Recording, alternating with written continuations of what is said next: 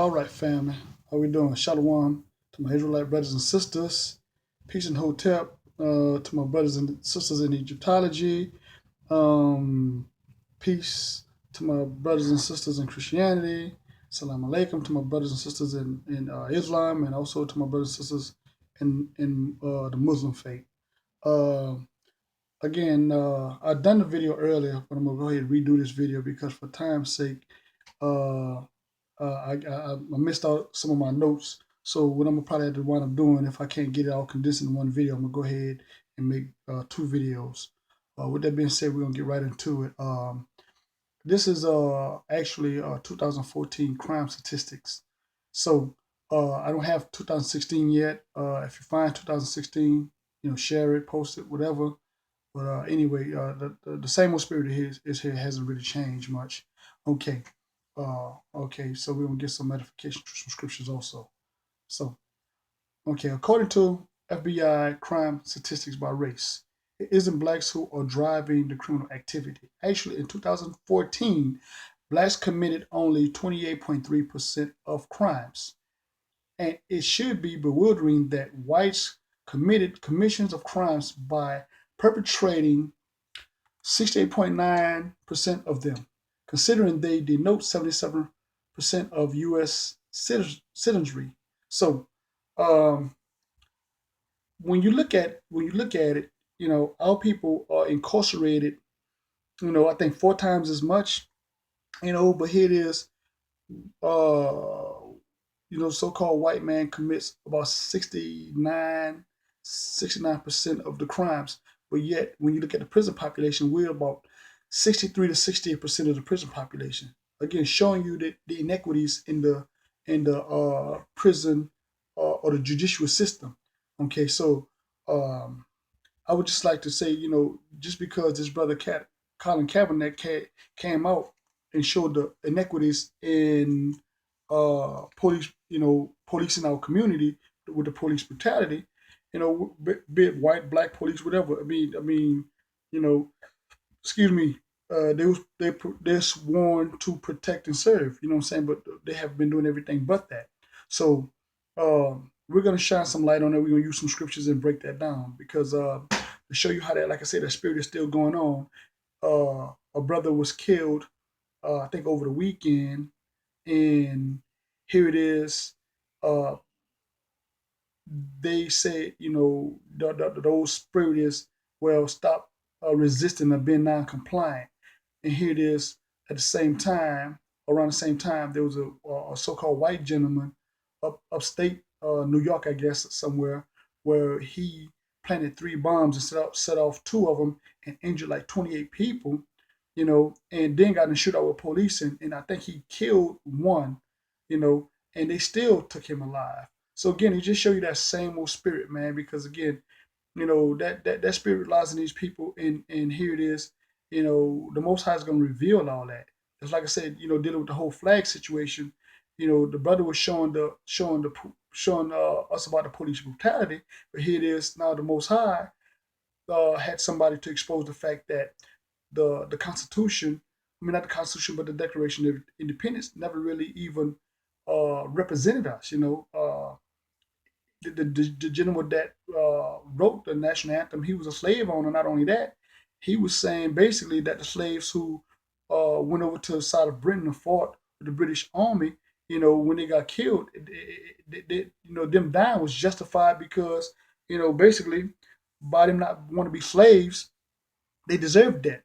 So they just show you the spirit of this country. Then when you show that, people get mad. They get mad at the truth. You know what I'm saying? So anyway, like I said, we're gonna get some scriptures and show again, like I said, the book gonna show you that that spirit is still here.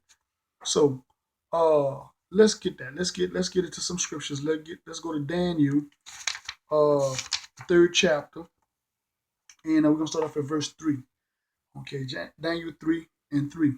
Okay, then the prince, the governors, the captains, the judge, the treasurers, the councils, and the sheriff, and all the rulers of the province were gathered together until the dedication of the image that Nebuchadnezzar king had set up. and they stood before the image that Nebuchadnezzar had set up. So that image is like the flag. They set up that flag, and they want you to worship that flag. But here it is: does that flag really represent you? No, we all know that. We just broke that down. So let's go to verse 4. Then and Herod cried aloud, to you it is committed, O people, nations, and language. Same thing, like in Babylon, they had diverse people. They had many ethnic groups over there. Same like thing in America. That's what they call America, modern day Babylon. You know what I'm saying? And they say that we all up under this flag, but do we really get treated all the same way? No, we don't. Okay, let's get the next verse. That at that time ye hear the sounds of the cornet, the flute, the harp, the sabbat, the psaltery, Del Delsmore, and all the kinds of music. You fall down and worship the golden image that Nebuchadnezzar the king had set up. So that's like when you hear that music, they want you to face the music, they want you to put your hand on your heart, and pray reverence to that flag. Same thing that Nebuchadnezzar was trying to do back then. Same thing that they do now. Like I said, that old spirit is still here. It's just in a different place at a different time. You know what I'm saying? And the scriptures edify that. You know what I'm saying? That's why I tell my people, stop trying to kick against the book. The book is really showing you that these people haven't changed. Like I said, you know, if you don't know the past, you're doomed to repeat it. The book is trying to show you what was going on in the past so you can break that chain of bondage and that old evil spirit that's been going along this planet. Okay, so here's some ordinances, some statutes, and some acts that was passed in old times, to show you that that spirit had been going on around here. Okay, um, write this down. Like I said, write all this stuff down. So you can go ahead and do some research on your own. The Maryland Doctrine of Exclusion of 1638. That doctrine of exclusion stated that a so-called white man, he didn't have to respect uh, the rights of a black man. That was set in the 1600s in Maryland. Okay, the Christian Black Codes of 1724. Christian Black Codes of 1724 say that a slave owner, he had to keep his slave in Christianity. You know what I'm saying, and things of that nature. That's why I tell y'all this book is not a Christian book because it don't even line up with the people. They use the book and it was prophesied they was going to use the book, you know, and to do wickedness with it, we'll get that and break that down, in a later lesson. Here go another one, the Casual Killing Act of 1669.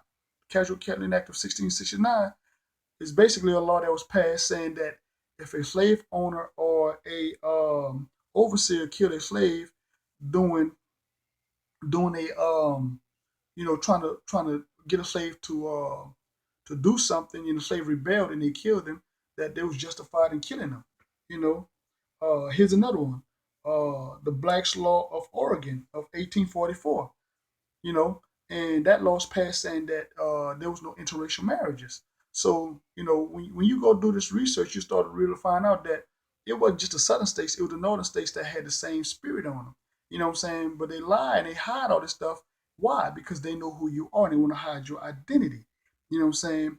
And they want to make like we all one nation. No, we not all one nation because you haven't even done the things that you promised you was gonna do. You know what I'm saying? You're the great liar that the book speak about. Okay, so let's get some more scriptures and edify that, because again, like I said, I'm about to run out of time. So for time's sake, what we're gonna do is I'm just gonna go ahead and make video 2. Okay, so let's go to Psalms. Let's go to Psalms 137. Psalms 137, and I'm gonna get verse 3.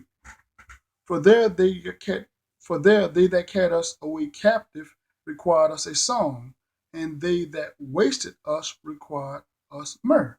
So again, they want us to sing these songs, what I'm saying, and they want us to be happy about them. How can we be happy about the songs that really never benefited us? I mean, these songs and praising and paying reverence to the national anthem and the flag, and it really didn't represent us. barbecuing on 4th of July and all that. That stuff is not really about us.